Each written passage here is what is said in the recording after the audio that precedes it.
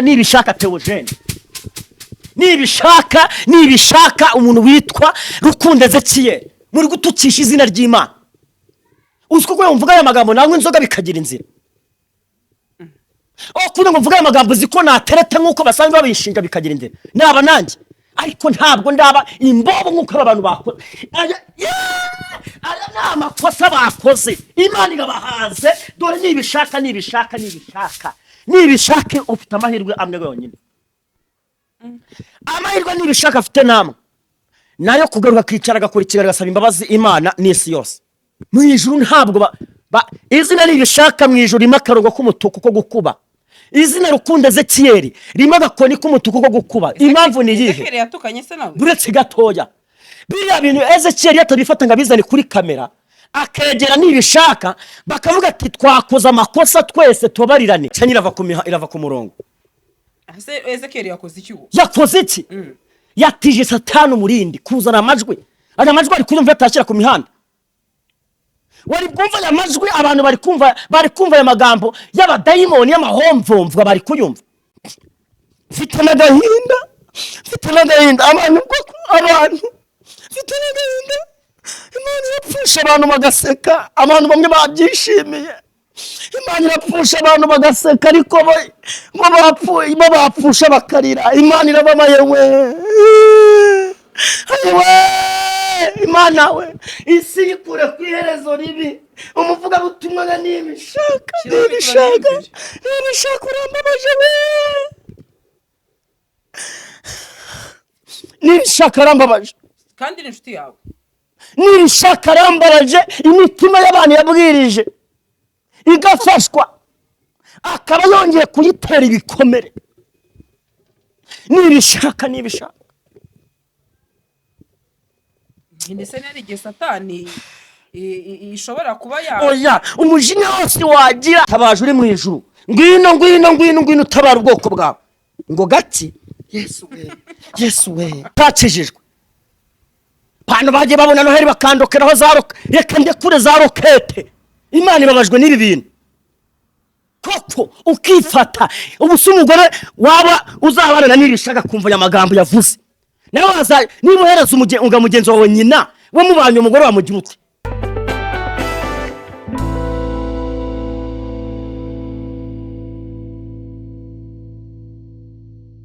Yes, bakozi bacu turabasuhuje omerere mu mpande zose z'isi tubabwira ko tubakunda cyane mwebwe mureba ibiganiro byacu umunsi kundi nukuri muraba agaciro kuri twebwe. Uyu nguyu atangira yimikubuza nayikubita sinzi niba atari kubangamira amajwi y'abakameramani. Bimeze bite Noheli? Nje mezere ndashima Imana. Byukura bagirane. Mpora ndabagirana. Uri gushininga cyane. Umeze ute? Ntabwo meze neza. Nare mfite ibitu nasinziriye. Numva ikiganiro nongera nyisubizamo nyisubizamo. Ngo kanyoko. Ako kantu usubiyemo nagaki? Ngo kanyoko. Oya wibisubiramo. Akanwa kavugiye Imana. Kavuze ijambo ry'Imana. Abantu basengeramo. Akanwa gahanura. Kavuga ubutumwa bwiza, kakaririmba. Akanwa Imana icamo ivugiramo abantu. Umuntu agakoresha tukana ibitutsi by'urukoza soni nkabiriye.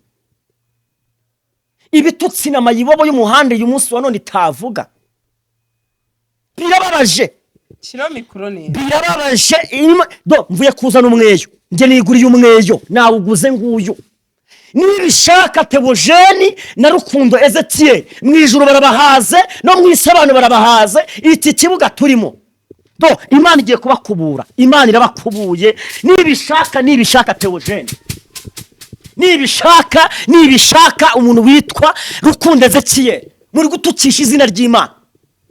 Uziko ko mvuga aya magambo nangwe inzoga bikagira inzira. Kugira ngo mvuga aya magambo ziko natereta nkuko basanzwe babishinga bikagira inzira. Naba nanjye ariko ntabwo ndaba imbobo nkuko abantu bakora. Aya n'amakosa bakoze. Imana igabahaze. Dore nibishaka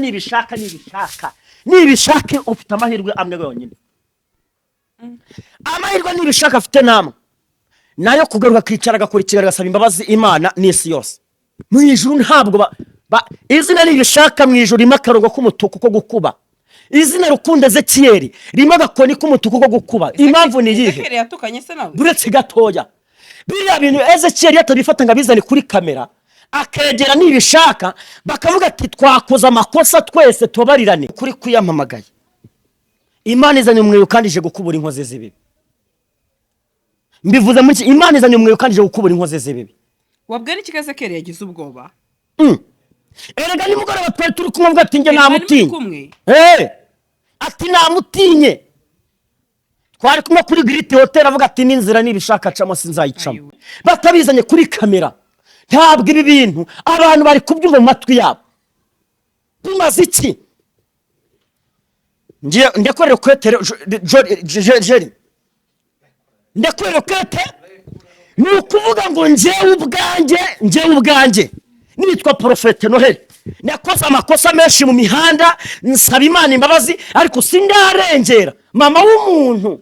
Umumama utwite umuntu amezi 9 igise kikamurya akajya kwa muganga kosa umuntu akonsa umwana. Koko ubu se njye uvuga ngo nikundira abagore, reka mbakundire n'abana beza. Ari n'umuntu waje agatuka abagore, akandagaza umuntu, agafata amaziranoki akayita umuntu ngo yamwumiyemo.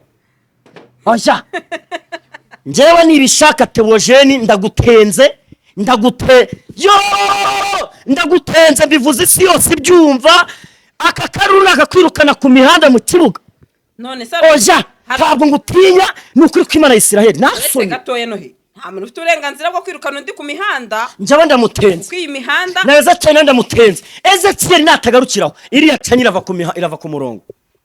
ase Ezekiyeli yakoze iki? Yakoze iki? Yatije Satani umurindi kuzana amajwi. Aya majwi ari kuyumva yatashyira ku mihanda.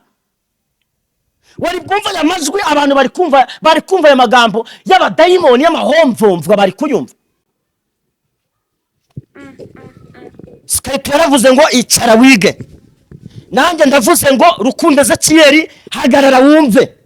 Wumve icyo Imana igushakaho nibishaka Theogene. Wumve icyo Imana igushakaho. Ijambo riravuga ngo abamuwabo niba gikarabiro cyane. Ariko Abedomu nzabakubita inkweto mu mutwe. Mwabedomu mwe koko mumeze nka cyakindi cyambara ibimaske kirwa gituka abantu cy'urutwe rubi kimeze nk'inyende kirwa kivuga ngo banzuhe hayo waneye. Ngo ni kakajwi nacuri cyo wowe. Naho umutani na kakajwi utukana, ariko naba na kakajwi n'ugatukana ni ikimara bikatukanira inyuma ya mask, imbere ya mask. Oya Imana irabihaze. Iyi myeyo kuribona ingiye dore iyi myeyo. Imana igiye kubakubura. Inkoni y'Imana iramanutse mu bahanuzi, inkoni y'Imana iramanutse mu bashumba, inkoni y'Imana iramanutse mu bitirirwa izina ry'Imana. Gasa kakajwi kazakumerera nabi. Amerera nabi kize kakajwi wowe uriho umuvumo. Ubu iki kintu cyumva uriho umuvumo wo gutukana, uriho umuvumo wo kutubaha. Ni wowe utukana ngo ugiye guha abantu ngo ba mama wabo. Nagutaniye n'uyu wazanye amagambo y'abazimu kuri kamera. Harya ariko kakajwi si umupasiteri n'iki se? Agira ikinyabupfura gikeya. Umukozi w'Imana se? Ariko umuntu wese yaba umukozi w'Imana. Ijambo ryiza ni mugenzi w'Imana. Uri kumva neza? Niba mwatuye ibyiza ugomba kubona ibyiza. Yego. Niba mwatuye ibi bintu wa Satani kuko mba nkoreye Satani. Icyo ndacyemera. Hanyuma njyewe rero icyo kiganiro gikoze nababaye. Mfite n'agahinda abantu mfite n'agahinda. Imana irapfusha abantu bagaseka, abantu bamwe babyishimiye. Imana irapfusha abantu bagaseka, ariko bo bapfusha bakarira. Imana irababaye we. Imana we isi ikure ku iherezo ribi. Umuvuga butumwa nibishaka urambabaje we. Nibishaka arambabaje kandi n'inshuti yawe. Nibishaka arambaraje imitima y'abantu yabwirije igafashwa, akaba yongeye kuyitera ibikomere. Nibishaka ndetse nari Satani ishobora kuba oya umujinya wose wagira niba uri umukozi w'Imana kamere ikakuganza ugatukana ibitutsi nk'ibi by'abantu borowe, abantu wagira ngo ntibarezwe barorowe, nta makosa. wabonye post ze nijoro? Ntazo nabonye. Yanditse ati Uwiteka Imana nkorera, imbabarira ibyaha byose ndi muri iyi si n'uwaguye ku bwanjye, ambabarira Imana ibe mu ruhande rwanjye, amen. Arongera ati ngambirira gukora ibyiza ibi bikananga imbere. Izo mbabazi ntabwo Imana izemeye. Arongera arandika ati misemo guhora nkizwa.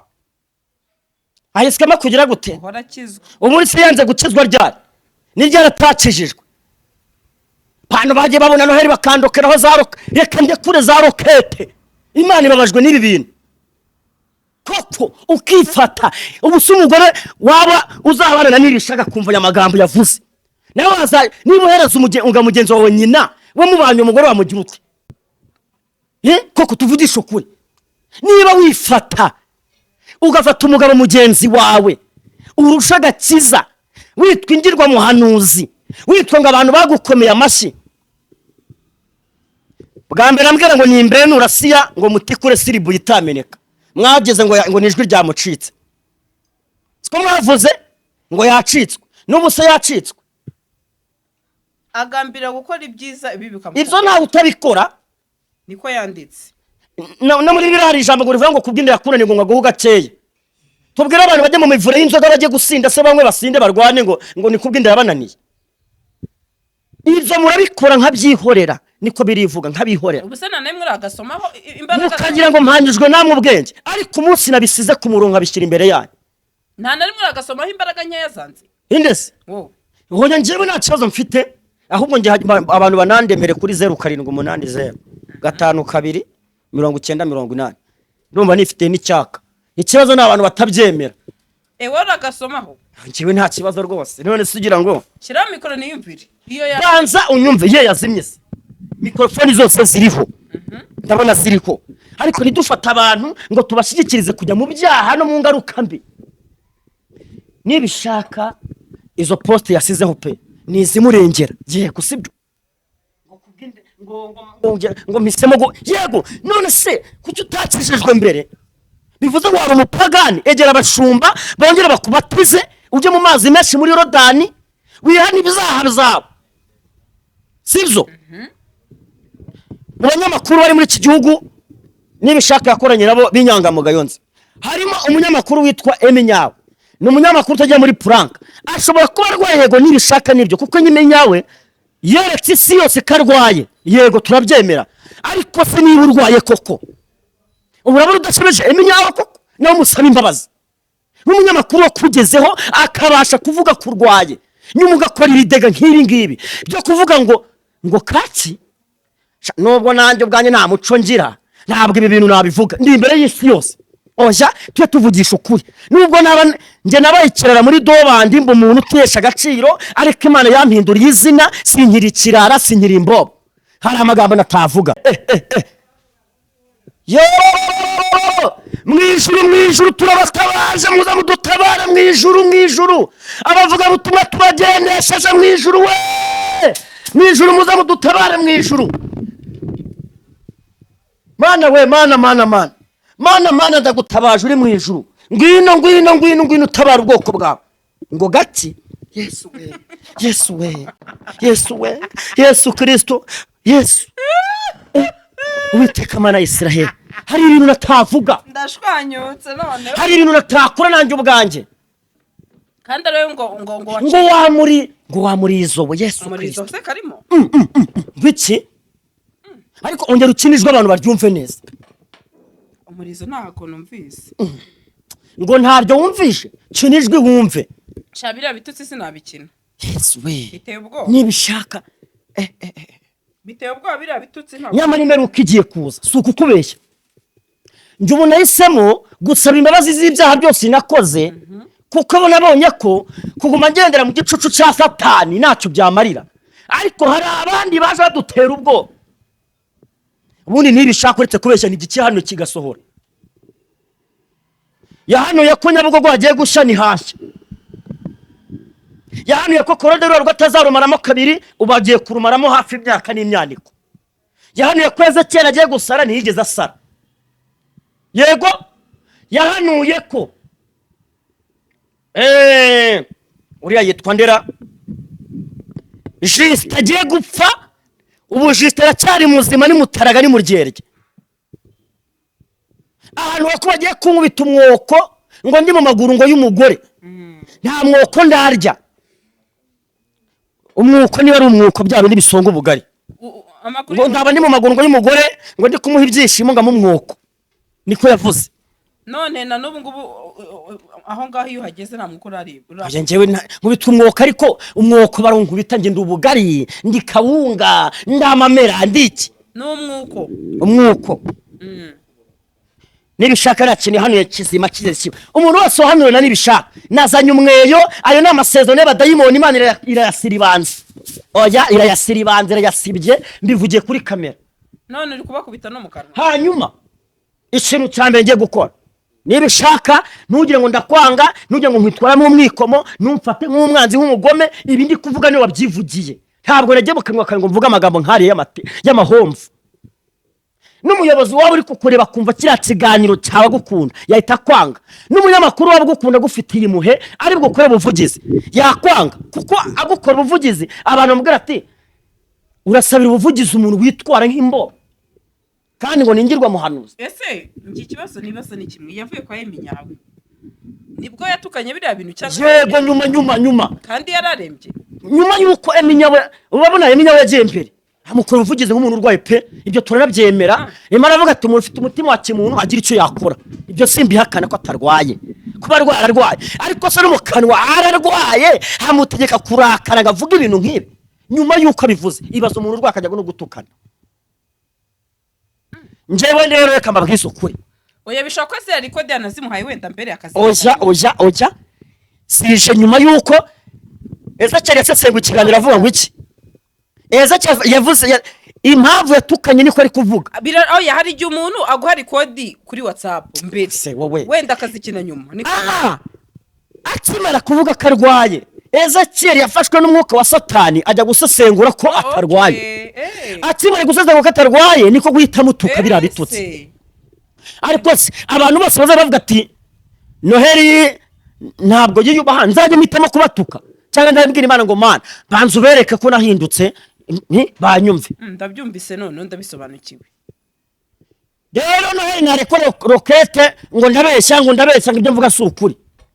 Ni ukuri kwiyamamagaye Imana iri mu ijuru. Imana izitabara abantu biyita abakozi b'Imana. Imana izitabara abantu kuko isigeze harindimuka. Ndabivuze today aujourd'hui now iri for free. Imana imanuka izigira ibintu ikuraho. Bela speed be enema konizangwa unidra. Uzi ijambo rimfashije riravuga ngo dore ndaza vuba, nzanye ingororano zo kugororera buri muntu ibihanyijwe cyangwa se bikwiriye ibyo yakoze. Niba warakoze nabi uzahabwa ingororano zo kwakoze nabi, niba warakoze neza uzahabwa ingororano zo kwakoze neza. Ariko twirengagiza ijambo rimwe gusa rivuga ngo maze Imana ibwira umuntu iti dore kubaho Uwiteka nibwo bwenge, kandi kuva mu byaha niko kujijuka. Bivuze ngo ibintu byose wakora, waba ufite akanwa karemere nk'akaskayitu, waba uzi kuvuga amatara kaka, waba uzi kuvuga amabuye akameneka, utubaha Imana uri injiji igeretse hejuru y'indi njiji. Ubu wakubaha ukonye ku wakubyaye, wasuzugura mama wakubyaye, wakonyegera kwishyura amashuri. Niba utakubahuka mama wawe ni gute gubahuka mama wundi muntu cyangwa umubyeyi ukuruta nawe ntiwamwubaha? Koko mu by'ukuri twige kwiyubaha. Niba turi abakozi b'Imana, niba turi abana b'Imana, niba tuvuga ijuru ko ririho kandi koko ririho, tuzaritaha, tuzahabwa ikamba ry'ubugingo iry'Imana yasezeranyije abayikunda. Mureke turikorere tunakiranuke, dukorere Imana tuyitinya. Nyamara nibisha reka nkubwire njya gusiga ndamurinda. Imana ishobora kukurwara ariko inakurwaje. Iki kintu cyumve neza. Kabashatse kuvuga ko iriya ndwara ari ijyano cy'Imana se? Imana ishobora kukurwara kandi nakurwaje. Oya nsubiza. Ushatse kuvuga ko iriya ndwara ari ijyano cy'Imana? None wari uzi ko yaturutse hese? Ayo marozi muvuga ngo amarozi, ariko uburozi bwa mbere bubaye kuba mu kanwa k'umuntu. Urugero, umuntu nakubwira ngo uzabimbwa ukikiriza mu mutima ati yego uzagiba, ariko nakubwira ngo uzabimbwa ukavuga ngo ntayo nzaba mu izina rya Yesu, ntayo uzaba. ubundi wicarana n'imbwa kenshi zikagusiga imbaraga se butindana n'abedomu bakagusiga umwuka w'abafarisayo n'abaheti. dore impamvu abantu badukurikira bakomeretse nikubwire gasa batinze batereta abantu wo kugira ngo batinde batereta Imana. Kabiri bakomereka kubera ko bahuye n'abantu batari bagoye guhura nabo, bahura n'abahanuzi b'ibibuno, niko Bibiliya ivuga. Abahanuzi b'ibibuno abahanuzi b'ibibuno bahura nabo. ibibuno abahanuzi b'ibibuno niko Bibiliya ivuga. B'ibibuno Bibiliya ivuga abahanuzi b'ibibuno ni abahanuzi bavuga ibintu bitabaho, ni abahanuzi bakangana, ni abahanuzi babesha, ni abahanuzi bahanura mu kanya ibyo bahanura ntibabikurikize, ibyo babwiye abandi bo ntibabikore. Bibiliya bita abahanuzi b'ikibuno b'ibibuno. Mana yanjye Noheri nzajya mbaho kuri mu nseke mu ndwanye mu mpige, njyewe nta muntu n'umwe ndinze kuri iyi si, ndinzwe n'Imana. None umugabo bita Ezekiyeli yanapapye, Ezekiyeli yapapye ngo nibishaka yavuze ngo nibahura ngo Imana nimumushyira mu miganza ngazamwereka ngazafungwa. Ntacyo azakugira kuko nawe uri inyamabi nawe ni inyamabi. Wavuze kuri benshi Ezekiyeli. Ushatse kuvuga icyo? Shatse kuva ko Ezekiyeli nubwo ahakana ngo nawe ni umukristo abeshya ngo yahanuriye yago nawe ari umusinzi. Kandi ibintu ukibeshya ukabikata. Ukibeshya nago mbikate kwe mubeshye. Ushinzwe iki nkubaza? Ushinzwe iki urabaza iki muntu ngogo?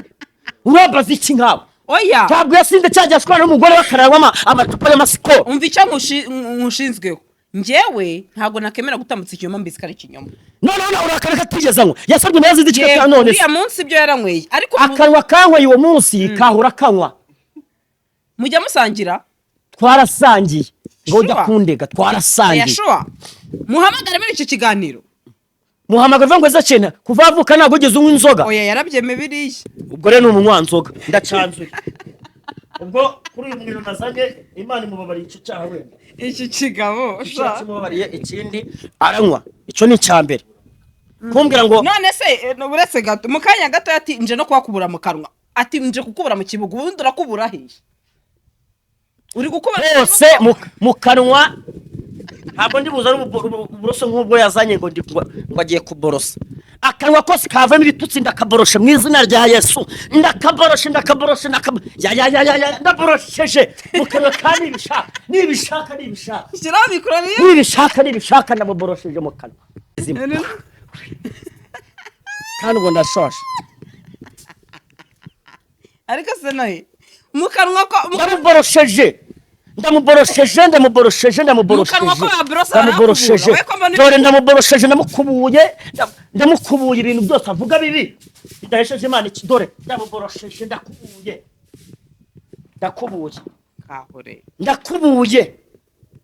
akonohe mwasuzugura Imana ya Isiraheli murakabya.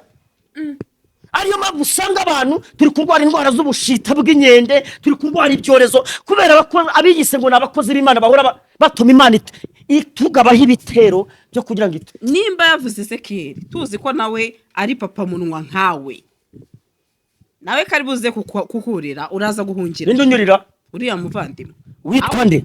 Nawe kaza nyine witwa nde nibishaka uri ariko nibishaka nawe ubu tuvuga nibishaka nta ruvugira afite rwo kwataka abantu. Afite ijambo rimwe kuvuga ngo mumbabarire ndi inkozi y'ibibi. Niryo jambo ryonyine afite kuvuga. Mumbabarire ijambo agomba kuba ryitwa mbabarira Mana mbabarira namwe mumbabarire. Aramvuga iki se njyewe? Ariko nge narenze uruvugiro n'iki se nakoze natemeye. Narasunze mu kabari nikoreye vide murabibona. Mwinzoga murabibona. Mwari bibiteye isoni murabibona. Ndanabyemera icyo gihe mbisabira imbabazi. Ndanatereta nsaba imbabazi. Hanyuma mbanze. Uruvugiro ruhari ari buvuge n'uruwe. Kandi ubyiyemerera wowe. Ni uruhe? Tujye tuvugisha ukuri, tureke gusebanya, tureke amagambo adahesheje Imana icyubahiro. Ni kibazo ariko ni ukuri kwiyamamagaye. Imana izanye umweyo kandi ije gukubura inkozi z'ibibi. Mbivuze muri Imana izanye umweyo kandi ije gukubura inkozi z'ibibi. Wabwira iki Ezekiyeli yagize ubwoba? Erega ni mugoroba twari turi kumwe ati nge namutinye. Ati namutinye. twari kumwe kuri Great Hotel avuga ati n'inzira nibishaka acamo sinzayicamo. ayiwe Ndamuga ati humura nawe nubwo uri nkoze bibi ariko Imana yagukunda ukunda gusaba imbabazi. Niko namubwiye. uyu mugabo nawe ni umuti wamenya ati nubwo uri nkozi ibi Cyabwira ko Imana yagukunda. Nose nabonye ko wasabye n'imbabazi nk'umuntu ugiye gupfa. Ku mpanuro yasabye imbabazi. urabeshya Ezekiel yasabye imbabazi ati Nabibonye. mumbabarire ati nukuri ni mumbabarire ati abona agiriye nabi abona avuze nabi. Kuki mwibuha gusaba imbabazi ibyago by'abagezeho mwankoze zibi bimwe? kandi nawe ushobora kuzacika ejo ukazisaba nohe witwa Ziki abandi ziki nge ndi umunyabyaha abantu barabizi murasaba imbabazi. Ntabwo meze nk'aba ngaba badasaba imbabazi baza kusaba imbabazi ariko babona ibintu byagoranye. Nibishaka nasaba imbabazi turazimuha nta muntu wazimwima. Nasaba imbabazi isi yose irazimuha ariko ntabwo umuhanuzi w'Imana akanwa ke kavamo ijambo kavamo ibyanditswe byera kavamo ibyo kurya byo bitunga umugingo n'umubiri kagomba kuvamo amagambo nk'ariya y'urukoza soni. Oya mbivugira kuga niyo napfa niyo yanyurira niyo byagera gute niyo yakongera kunega nkuko yaneze cyagiye nkamujyana muri ribu. Ntabwo bafite bwo kuvuga ibi ngibi. Cyo tuvuga ukuri guca mu ziko ni gushya. Ntabwo kwica umutumirano. Umuntu wese uzagerageza kuvuga Imana nabi nitwa Profete Noheli nzakurekuraho bombe. Niba umuntu wamvugira igihugu nabi uyu muntu narawukoze do nakurekuraho bombe ugasubira ahantu uvuye y'umuriro. Aya abantu batazadatumenyera ngo badufate nkuko bashaka. Erega nubwo Imana idutunze ntabwo Imana tukwiye kuyimenyera uko twiboneye. Abantu bigize akasamutwe kasongoye ihwa. Jewe nukuri niba umuntu atagize indangagaciro z'uko ari umunyarwanda abuwe n'indangagaciro z'uko ari umukristo akaba n'indangagaciro z'uko ari umuntu ukuze ngo yubahe Imana yubahe n'umuryango biriya bitutsi ntabwo ari byiza ku muntu umukozi w'Imana. Ntabwo ari byiza pe. Gasa we byagushimishije uri umunyamakuru. ibitutsi njyana nabivuga tweke n'umukozi w'Imana umuntu uzeramo ababyeyi kandi shaba batari muri no mihanda mama w'umuntu wamubyaye akamurera amezi 9 namukuremo nkuko abandi babigenza. Mama wanjye yantaye mfite imyaka 5 yitaba Imana iyo mbona abandi bahamagara ngo mami nanjye mba numva igikwasi cy'injomba mu mutima narabigizemo uruhari kugira ngo apfe ariko ukaza umfatira ofuri abazimu bakagutera ukaza unuka kuri mama wanjye. Ntabwo ari byiza. Ntabwo ari byiza ibi bintu si byiza. Koko mu by'ukuri iyo ibintu byose byajemo ababyeyi y'ibintu byajemo gutukana ibitutsi nyandagazi imvugo nyandagazi no muri leta bayihanira ni ikibazo. Aya ntabwo ibi bintu ari byiza kabisa. Ndababaye inama ndaha nibishaka nihagenda sanga abakozi b'Imana bimiciwe amavuta bamusengere niba nabo ko bamubatiza bamudubike mu mazi yongera kizwe bundi bushya kuko ubuzima ni nk'uburabyo burarabya ariko ejo bukuma. Yankunda kubwira abantu ibintu bibiri ubuntu bw'Imana buguha abantu bakaguha ibintu bikaguhindura ugomba kuba uyu munsi wa none. Ariko se niba abantu uri kubatuka abantu uzabakurahe? Ntabwo nzi amaboko yakujugunya ahantu wanduriye wari muzima mbere. Ntabwo nzi amaboko yakujugunya ahantu wakuye ingeso mbi zo gutukana ariko muri ayo maboko yakujugunya Imana igwandi maboko aguhagurutsa mu ngeso mbi. Kundeba gasa njye nababaye Jesus Christ. Nawe ejo tutazumva ibitutsi hanze Noheli. Nje Profete Noheli. Njewe noyiji. Njewe. Asigaye yitwa Noyiji se? None saruzi ko nitwa. Kabaye. Njewe noyiji. Ntago byakunda. Njewe ndagati gateye ukwako. Ndi umushakamba utagira imbeho munda. Icyogere ku rugamba ati nibyo ninda bikwise ati nidatetereza abasenza amagambo yageze uwa ndabaga. Intwaro ku rugamba yateye atabarukana itsinzi. Sinjya menya kubeshya sinigize mwiza. Maze ubonanye ndi gushaka kongera kujya mu mazi nkabatizwa nka Namani. Ibibembe bikamvaho hari ibibembe by'abantu nakomerekeje muri imihanda nasabye imbabazi. se nzahora narigize akasamutwe kasongoyeho mu mihanda bundi nzageza ryari? numara kubatizwa ntabwo uzongera kuvuga ku bantu. Ese ubundi abantu bavuga mwiki? Kereka umuntu uzakosa akavuga Imana yanjye nabi nzamutimbura. Ni ukuvuga ngo content zo kuvuga ku bantu ntabwo uzongera kuvuga. Abantu ntabwo nyibakeneye kubavugaho njyewe rwose. Urwego ngezemo, ikigere ngezemo cyo kuvuga ku bantu. Ndavuga imbaraga za Yesu Kristo. Tuzareba. Wabyumvishije neza? Tuzareba. Namani ngo baramubwiye ngo nibire 7. Ibibembe bimuveho ari ibira bwa mbere, bwa kabiri n'ibyamuva, bwa gatatu ariko bwa karindwi bimuvaho. Ubu njyewe Noheli ibibembe mfite by'abantu by'imijugushugu kirabeshya ni ikinyamitwe. Wabeshye ngo mama pastor bizagera gutya. Abundi rero niwe mugore wenyine uriho narongora. Nabandi bose niba hari.